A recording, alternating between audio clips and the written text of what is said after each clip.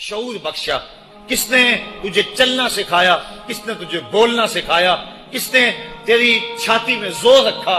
آج تو کڑیل جوان ہے، آج دولت کے انبار تیرے پاس ہیں، آج تو چودھری ہے، آج تو خان صاحب ہے، آج تو بہت بڑا عالم ہے، آج تو مفتی ہے، آج تو پیر ہے، آج تو منسٹر ہے، آج تو ناظم ہے، آج دنیا تیری باج گزار ہے، آج تیرے دماغ میں وہ قوت رکھ دی گئی کہ دنیا کو تو انگلیوں پہ نچا رہا ہے۔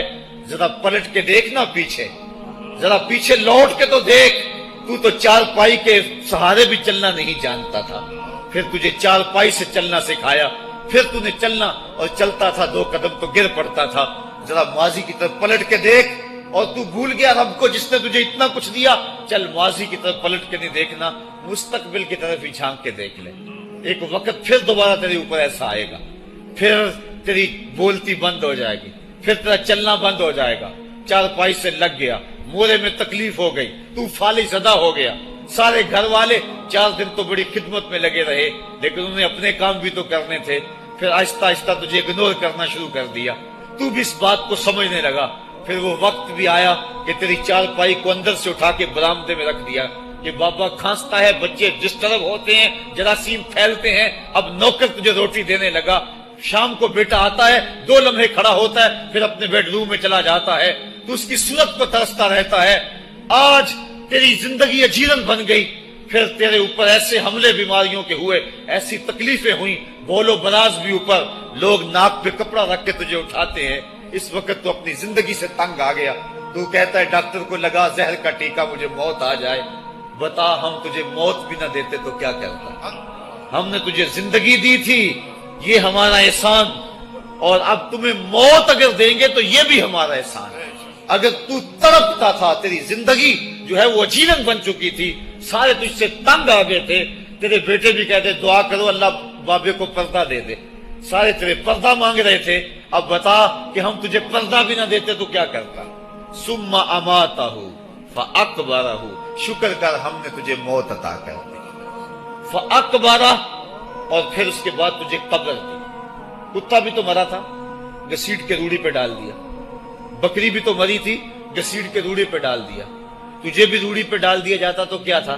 لیکن کہا نا یہ میرا شاہکار ہے، پہلے سے غسل دو، بیری کے پتے بھی ڈال لینا، صفائی خوب ہو جائے، اس کو چٹے لباس کا کفن دو، اس کے سند سند پہ خوشبو ملو، اس کو سلگھاؤ، خوشبوئیں سلگھاؤ، اس کو خوبصورت چارپائی پہ ڈالو، اس کے اعضائے سجدہ پہ مشک ملو، اور اس کی جو ہے وہ چارپائی کے دائیں بائیں پھول رکھو، اور اب سارا زمانہ تیرا منہ دیکھنے آ رہا ہے، ذرا سوچ تیرا منہ دکھانے کے قابل ہے؟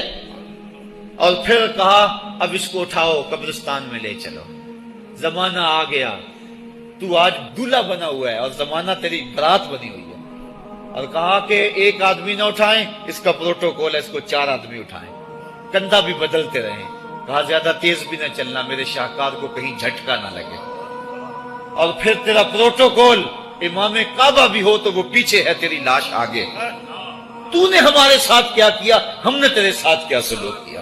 یا ایھا الانسان ما غرک بربک الکریم، ہم نے کہا اس کے لیے چھوٹا سا گھر بنا دو، اور اس کے اندر پردے میں اس کو رکھ کے اوپر سے مٹی ڈال دو، اوپر پھول ڈال لو، اور پھر اتنی دیر تک کھڑے رہو جتنی دیر تک اونٹ کو ذبح کرتے ہیں، اس کی کھال ادھیڑتے ہیں، اس کا گوشت بناتے ہیں، پھر اس کو تقسیم کرتے ہیں، اور پھر آؤ تو دعائیں شروع کر دو، کبھی کل کی محفل سجا دو، کبھی 10ویں کی، کبھی چہلم کی۔ اے انسان، تیرے ساتھ جو کچھ ہوا لوگوں کی نظروں کے سامنے تجھے رسوا تو نہیں کیا میں نے؟ یا ایھا الانسان ما غرک بربک الکریم، ذرا پیچھے پلٹ کے دیکھ لے، نہیں تو آگے جھانک کے دیکھ لے، تجھے کبھی تو شرم آئے گی، تو کہاں بھٹک گیا، کہاں بہہ گیا۔ آ جا اس کریم رب کی طرف جو 70 ماؤں سے زیادہ پیار کرتا ہے۔ آنا تو نے ہے ہی، آج نہیں تو کل آئے گا، تو کل جو پھر کفن میں منہ چھپا چھپا کے آتا پھرے گا، آج کھلے منہ ہی آ جا۔ آج میری رحمتیں تیرا بڑھ بڑھ کے استقبال کر رہی ہیں۔ روبی بن حراش ایک بزرگ ہوئے اور تابعی ہیں، تابعی وہ تھا جس نے صحابی کو دیکھا ہو، ساری زندگی ان کے چہرے پہ مسکراہٹ نہیں آئی، وہ کہتے تھے کیا خبر میرا انجام کیا ہوگا۔ شیخ سعدی فرماتے ہیں جب تو دنیا پہ آیا تھا نا تو روتا تھا، یہ سارے ہنستے تھے، بچہ جب پیدا ہوتا ہے تو اور اس کا رونا اس کی زندگی کی دلیل ہے. جب تک بچہ چیختا نہیں سارے پریشان ہوتے ہیں, آواز نہیں آ رہی, پتہ نہیں زندہ ہے کہ جو ہے وہ گوشت کا لوتھڑا ہے. جب بچہ چیختا سارے خوش ہو جاتے ہیں, مبارکیں دیتے ہیں, مٹھائیاں بانٹتے ہیں. تو اس کا رونا اس کی زندگی پہ دلیل. شیخ سعدی فرماتے جب تو آیا تھا تو روتا تھا, یہ ہنستے تھے. ایسے زندگی گزار تو ہنستا ہوا جائے, یہ روتے رہ جائے. یہ نہ ہو کہ روتا آیا تھا روتا ہی جانا پڑے تجھے. روبی بن حراش ساری زندگی نہیں مسکرائے. فرماتے تھے کیا خبر میرا انجام کیا ہوگا. وقت بیتتا گیا, آخر میں فوت ہو گئے. ان کا بھائی ربی بن حراش غسال کو بلا لایا کہ میرے بھائی کو غسل دو. غسال جب غسل دینے کے لیے داخل ہوا تو فوراً باہر پلٹ آیا. ربی پوچھنے لگا کیا ہوا ہے. کہا یار تیرا بھائی بڑا عجیب ہے. کہا ہوا کیا ہے. کہا نحنو نغتسلہ وہو یتبسم, ہم اسے غسل دیتے ہیں وہ آگے سے مسکراتا ہے. کہا اس نے قسم کھائی تھی جب تک اپنا اچھا انجام نہیں دیکھوں گا نہیں مسکراؤں گا. اس کو امام ابو نعیم نے حلیہ میں لکھا, روز الانف کے اندر امام سہیلی نے لکھا, قاضی ایاز مالک اندلسی نے شفا میں لکھا, اور اسی کو امام جلال الدین سیوطی علیہ رحمہ نے جو ہے وہ الخصائص الکبریٰ میں لکھا. کہا یا تیرا بھائی بڑا عجیب ہے, ہم اسے غسل دیتے ہیں وہ آگے سے مسکراتا ہے. تو اس نے قسم کھائی تھی جب تک اچھا انجام نہیں دیکھوں گا نہیں مسکراؤں گا. آج اس نے اپنا اچھا انجام دیکھ لیا تبھی تو مسکرا رہا ہے. 12 لوگوں کے 2 گروہ بن گئے. ایک کہنے لگے کہ یار یہ ویسے گڑی ہوئی بات ہے, بھلا کوئی بندہ مرنے کے بعد بھی مسکرا سکتا ہے. ایک گروہ کہتا ہے یار بندہ بڑا اچھا تھا, ہو سکتا ہے کہ مرنے کے بعد مسکرایا ہو. زندگی تو اس نے دکھ سے گزاری لیکن بعد میں تو سکھ ملا ہوگا. اتنے میں انہیں غسل دے دیا گیا اور لوگ اکٹھے ہو کے ان کے گھر آ گئے. انہیں کفن دے کے پٹڑے پہ ڈال دیا گیا. ربی بن حراش نے جب لوگ باتیں کر رہے تھے, کوئی کہہ رہا تھا صحیح ہے, کوئی کہتا ہے غلط تھا, تو اس نے کفن سے ہاتھ باہر نکالا اور لوگوں کو کہا السلام علیکم. لوگوں نے کہا وعلیکم السلام, اتتکلم بعد الموت, عجیب بات ہے مرنے کے بعد باتیں کر رہے ہو. قال نعم اتکلم بعد الموت, کہا ہاں ہاں میں مرنے کے بعد ہی باتیں کر رہا ہوں. عرش فرش تے بانگا ملیاں تے مکے پہ گیا شور, بلے شاہ سا مرنا نہیں تے گور پہ آ کوئی ہور.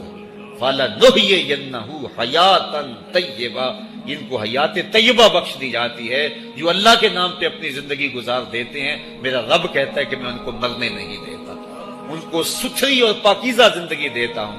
اور اقبال کہتا ہے فطرت ہستی شہید آرزو رہتی نہ ہو, خوب تر پیکر کی اس کو جستجو رہتی نہ ہو.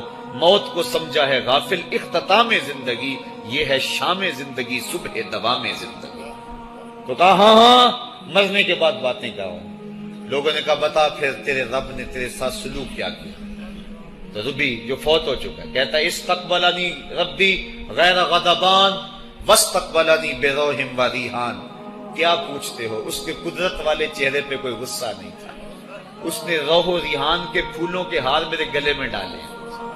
لوگوں نے باتیں پوچھنا شروع کر دی. موقع مل گیا ایک مردہ بول پڑا, کوئی ادھر کی پوچھ رہا ہے کوئی ادھر کی پوچھ رہا ہے. امام ابو نعیم لکھتے ہیں کہ جب لوگوں نے سلسلہ کلام طویل کر دیا تو ربی بن حراش نے کہا اجلوا بی ولا تؤخروا بی لان ابا القاسم ينتظر علی الصلاۃ, دیر نہ کرو مجھے جلدی جلدی قبرستان میں لے جاؤ, تم مجھے باتوں میں لگا رہے ہو, امام الانبیاء میرے جنازے کا انتظار فرما رہے ہیں. لوگوں نے جنازہ پڑھا اور اپنے گھروں میں آنے کی بجائے سیدھا ام المومنین حضرت عائشہ صدیقہ رضی اللہ تعالی عنہا کی چوکھٹ پہ چلے گئے اور جا کے سارا ماجرا کہا. وہ ابھی باقاعدہ حیات تھیں. کہا ایک آدمی نے مرنے کے بعد یوں باتیں کی ہیں, آپ اپنی رائے بتائیں کہ یہ کیا ہو سکتا ہے.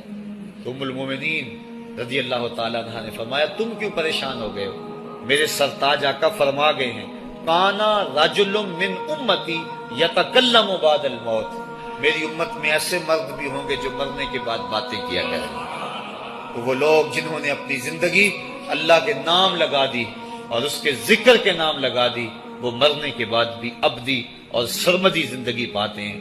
اور جو لوگ اللہ سے بے بہرہ ہیں, اس کی خشیت سے جن کا سینہ خالی ہے اور دین کا چراغاں جن کے سینے میں نہیں ہے, وہ چلتے پھرتے بھی مردہ ہیں. ان کے سینے میں دھڑکتا ہوا دل تو ہے لیکن تمانیت کا نور اس میں نہیں رکھتے ہیں. وہ دھرتی کے اوپر چلتے تو ہیں لیکن دھرتی کا بوجھ ہیں.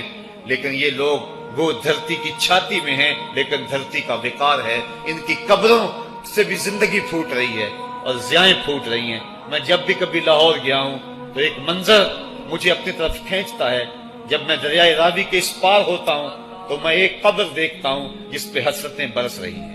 وہ بر صغیر کا مطلق العنان حکمران جس کی کے اشارہ ابرو سے ہندوستان کی تقدیر بدلتی تھی، آج چند تاش کھیلنے والی ٹولیاں اس کی قبر پہ بیٹھی ہیں.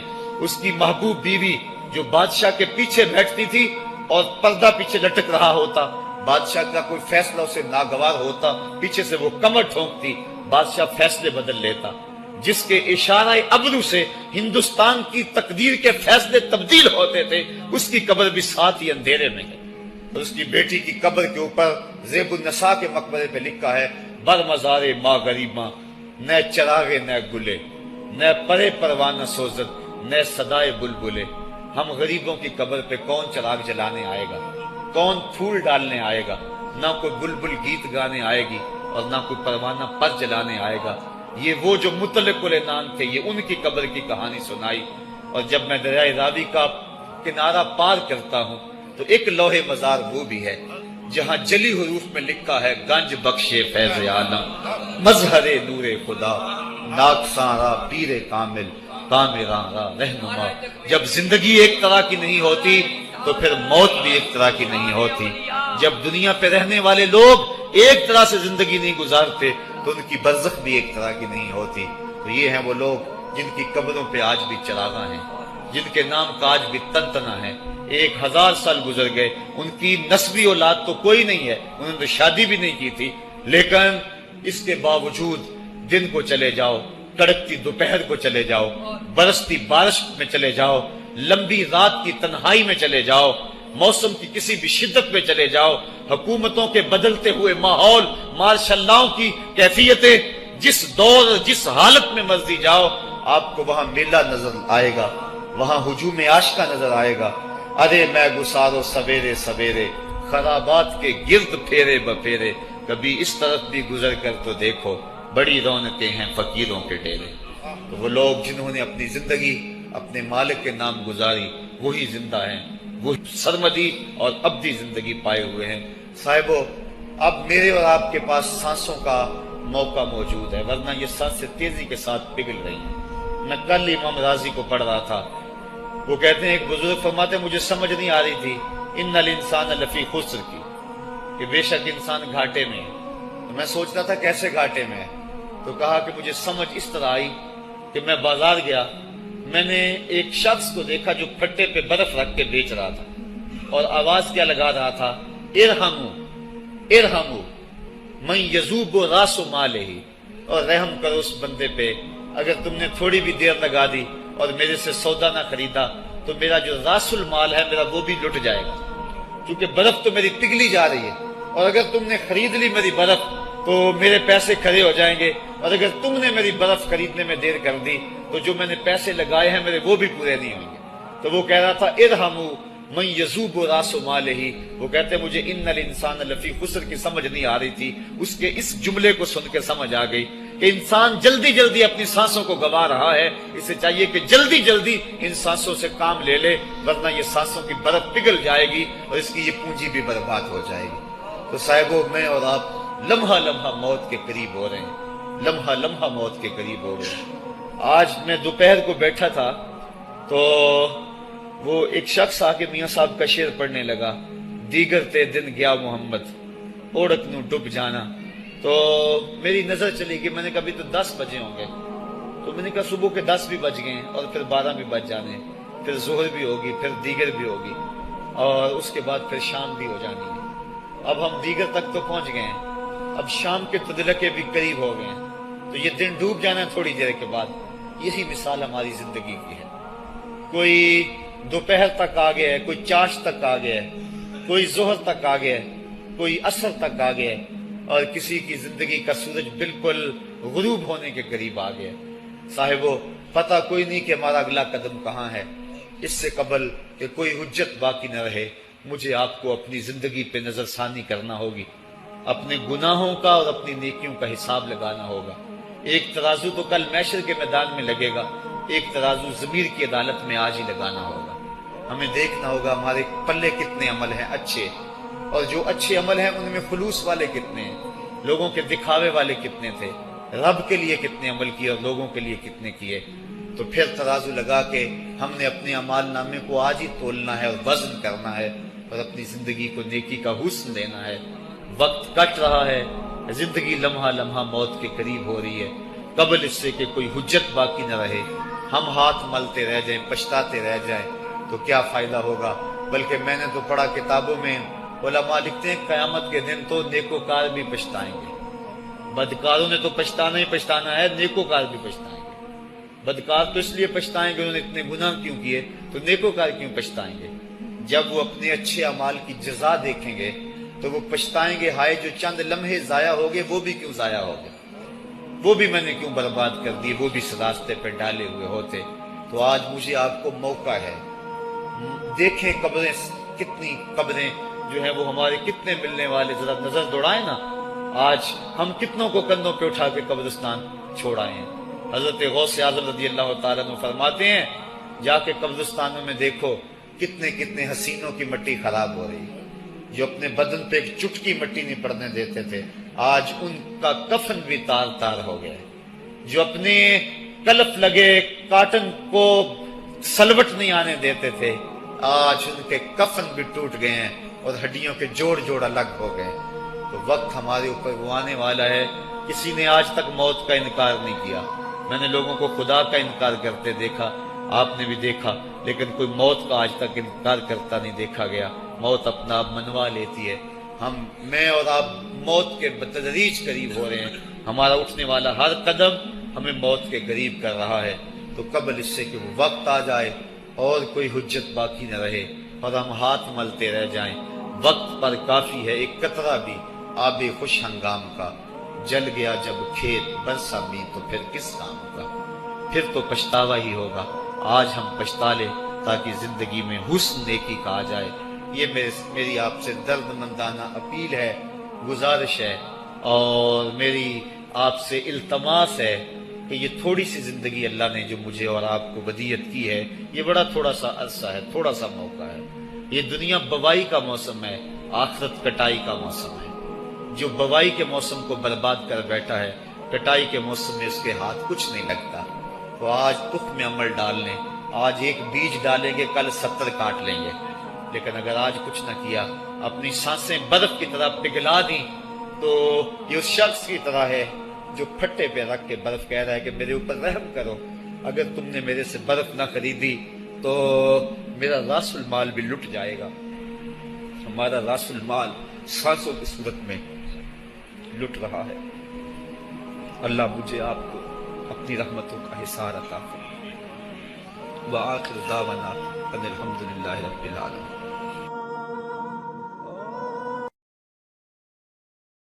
شعور بخشا کس نے؟